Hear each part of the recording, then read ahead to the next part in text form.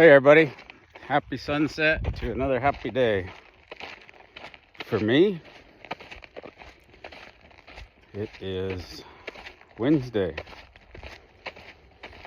Slowly recovering from my trip to Illinois.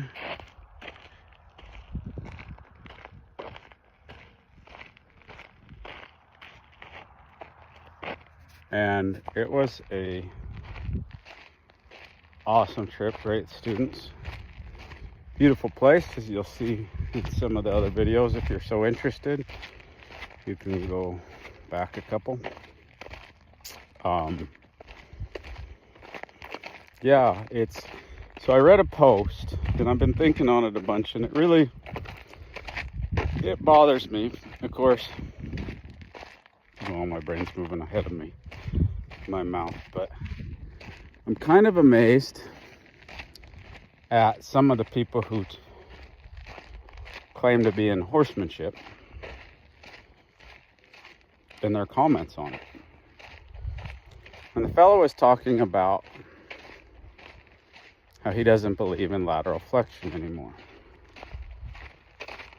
And I think it was maybe poorly written, but sometimes it's people that go against the grain to sell something else just to be the new flavor of the month. And I know I've been in this long enough. I don't know why it still bothers me.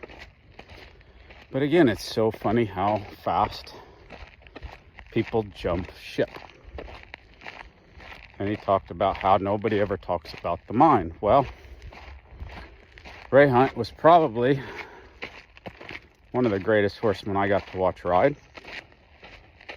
Bill Dorrance was really great too.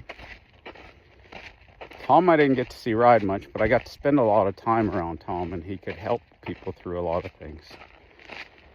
But those that got to spend a lot of time riding with him, incredible. And of course there's Buck, who probably has the softest, most fluid horses I've ever ridden or seen, if you watch him. So, all those believed in lateral flexion. But maybe you missed some notes and want to go to clinics, because some of these people go to like 3, 4, 5 clinics and they think they know what the clinician has to teach. But I can guarantee you it takes a hell of a lot more clinics than that. And people go off on just a couple things, and then they decide to write articles on it. And I've been to thousands. Well, if you're just bending and you're not waiting on the feet, well, then yeah. But there's plenty of things to do to soften and lateral, and great exercising should include a great stretch program. But it's connecting the mind and the body through the legs to the feet. But you got to get that mind to change, yes. And it's not just about bending, but that is a exercise.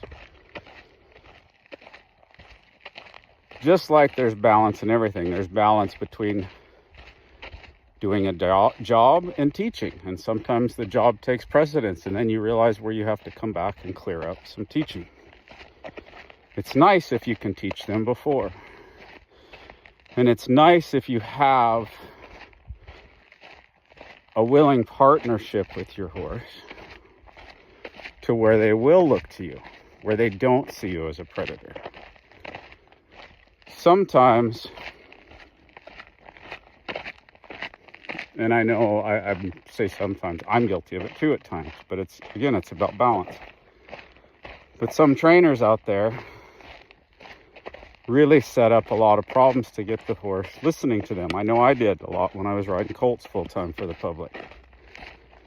So you can get that horse believing in you, and I don't disagree with that, providing, as I got older, I got a lot more done trying to have that horse find peace. And sometimes when you're getting them through trouble all the time, then the horse is just looking everywhere for trouble.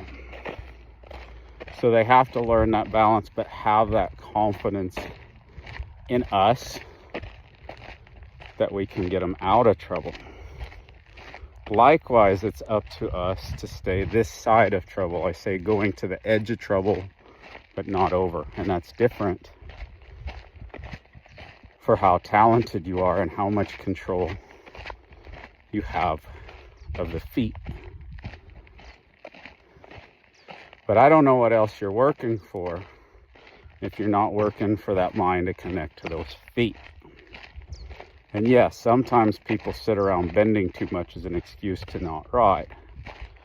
But don't throw other clinicians for teaching lateral flexion is not getting to the mind and not getting the oneness with the horse.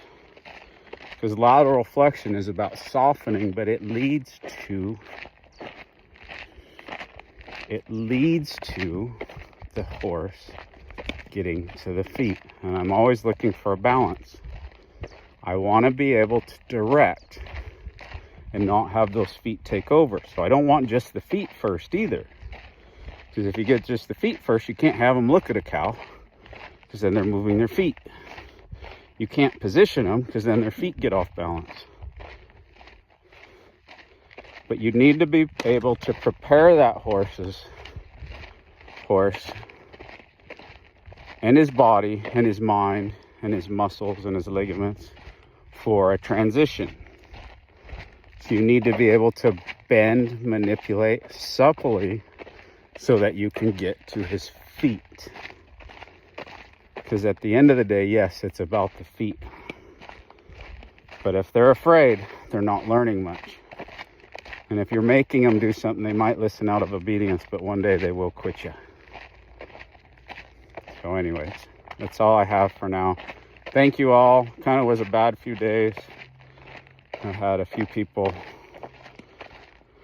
unsubscribing. I wish people would leave notes to unsubscribe, which would probably irritate me and hurt my feelings, but at least I'd know why so I can get better. So thank you all. For those of you that do leave comments, likes, thank you all for sharing the videos.